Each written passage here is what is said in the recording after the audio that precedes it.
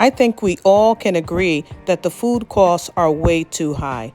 So today I'm going to show you what type of Thanksgiving feast you can create with only $50. Now I saw this same type of video on Misha's Corner and also on Kamira's Kitchen. You should go over there and see what they have going on as well. But for now, let's get into this video so I can show you what I did with $50. Okay, to get started on this $50 budget Thanksgiving meal, I have an oven stuffer roaster that I found on a special for $8.82. Now for my collards and cabbage and my black-eyed peas, I'm going to be using these smoked meats for those two dishes. And here I have a little piece of a pigtail and a chopped up ham hock, along with these other two ham hocks, which come to about $7 total. So I'm going to get these into these pots over here and get them boiling because they need to simmer for about 2 hours. That way I can extract the most of flavor out of them, being that I'm using such a small amount. I normally would be using neck bones because they do have more flavor, I feel, and more meat, but this is a budget meal, so this is what I'm doing today. Okay, now that I got them all cleaned up and put into these pots, I'm just going to use a little bit of Lawry seasoned salt just to make sure that they are well seasoned. I'm not going to add everything that I want to add into the pot right now because I need to see how much salt the meat produces. So I'm going to check this in at least an hour before I put anything else in them. Now I have my bird all clean, washed up really good, and these are the seasons that I chose to use on this bird. This is some Lawry's. This here is some sage. I have salt, pepper, Tony's Creole, and garlic powder. In this cup, I have a couple of tablespoons, actually it's more like a quarter of a cup of olive oil, and I'm gonna mix these spices inside this olive oil and rub this chicken with it. Just pour this in here. Mix it up really good, and it becomes more like a marinade. And this is how I like to rub down my chickens. Now you want to use this liberally and get this all over. You want to get all underneath the skin. When you're getting right here, just open this area up, just like that. The deeper you can get the spices, the better, because it sits and marinates and it gets all throughout the chicken. If you only get on top of the skin, you won't get down into the meat. So just like you see me doing right here, just open that up just like that. Pour a little bit down in there and massage with your hand and try to push it as far as you can. You want to do both sides, and then this is going to go into the oven at 350 degrees for at least 2 hours, but we'll check on it after, let's say, an hour. I'm going to be preparing some candied yams to go with this dinner, and here I'm just peeling my sweet potatoes. Then you want to just give them a good rinse to rinse off any of the dirt that might have transferred onto them from the skin. I'm chopping them in chunks like this, but you can chop yours however you'd like. You can leave them in rounds if you'd like that, or you can even cut them smaller than what you see here. I'm going to be cooking them in this pot right here with 3/4 of a stick of butter, some sugars, cinnamon, vanilla flavoring, and a few other things. If you'd like to see a full video of me making candied yams, I'll leave a link so that you can go ahead over there and watch that. Okay, now that this ham hock has boiled for 1 hour, I have my black-eyed peas here. They've been soaking in this cold water for 1 hour. I'm going to drain the water off and put them in the pot along with the ham hock. Now you can find dried beans in the dollar store. You can find them at Walmart. These I found at Walmart and they were about $1.49 for the bag. And today I'm using a little bit more than half. So that's 75 cents basically in this pot worth of black-eyed peas. I'm gonna add some onion. I'm also adding in a half a teaspoon of black pepper. And to give my black-eyed peas a little more smoke flavor, I'm adding in some goya seasoning, and this is ham flavored. And a half a teaspoon of garlic powder. Now I'm gonna cover this back up and I'll check that in another hour. Now that our smoked meat has cooked for 1 hour and 45 minutes, it's time to add in the greens and the cabbage mixture. Here I have a bag of frozen greens, which I prepped prior to this video. Now you can find greens for about $1.50 a pound, and we're not making a huge pot because of the budget. So we're gonna have about 3 pounds of collard greens, and I have a cabbage over here which I bought for 79 cents a pound. We're gonna add about 2.5 pounds of that together. In the pot, I'm also gonna add some crushed red pepper and some more of the goya ham flavored seasoning. Now what I'm gonna do is I'm gonna take all of my smoked meat out. That way I'll have room for my collards and my cabbage, because when you put them in, it may look like they take up a lot of room, but over time they shrink down. But in order to get them in there, I need the space. So I'm just gonna take this stuff out first. I'm gonna add in my crushed red pepper. That'll be about a teaspoon. I'm adding a pack of the goya ham flavored seasoning. This will give it some more smoke flavor since we didn't have a whole lot of smoked meat this time. So the greens are in. We're gonna let these cook for about 30 minutes first, and then I'm gonna introduce the cabbage when it's probably another 30 minutes left, because the cabbage doesn't take as long to cook as these collards do. And I'm not gonna add any more juice or liquid to this pot, because when I put those cabbage in here, they're gonna draw a lot of extra juice. It's time to add the meat back to my greens. And I need to also get this cabbage in here. The greens are halfway cooked.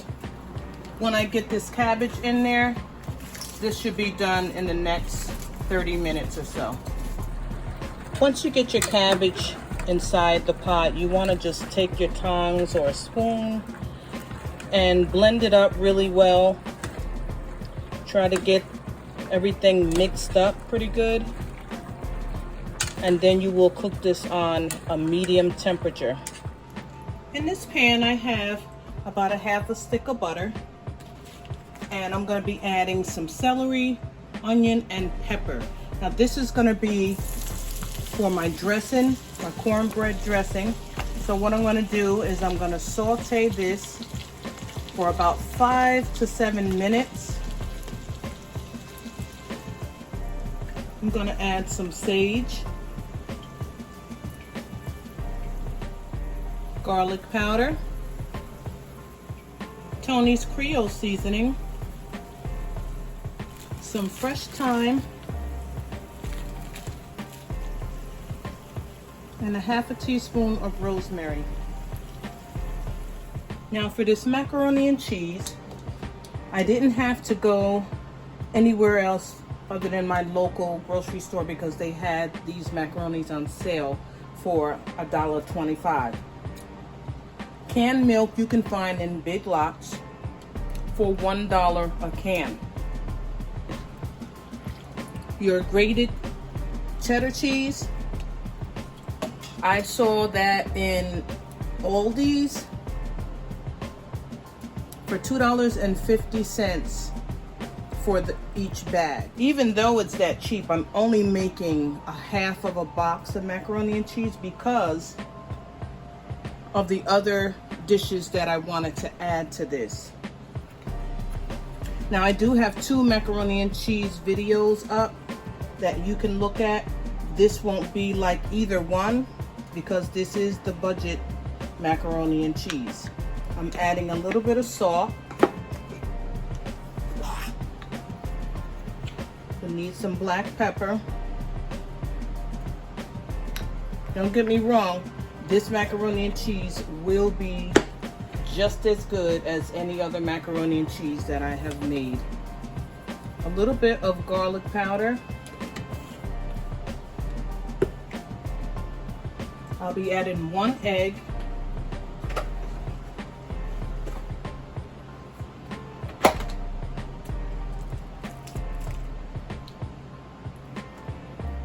And I am only adding 1 pound of cheddar cheese.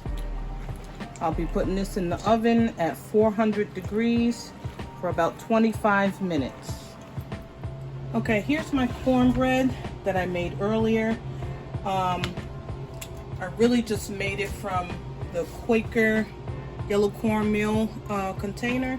Just follow the instructions on the back. The only thing that I didn't do is add the sugar because I didn't want my dressing to be sweet. So you can just leave out the sugar, but everything else remains the same. I baked it, laid it out as a really thin layer like this because I didn't want it to, I wanted it to dry out as much as it possibly could. So that's that, and here are my vegetables that I just sauteed that are going into the cornbread. Now after I get this in here, I'm going to take the juices from the chicken, we'll take this out, and pour them in here onto the cornbread. I'm not making a huge amount of dressing because I have other dishes that are included.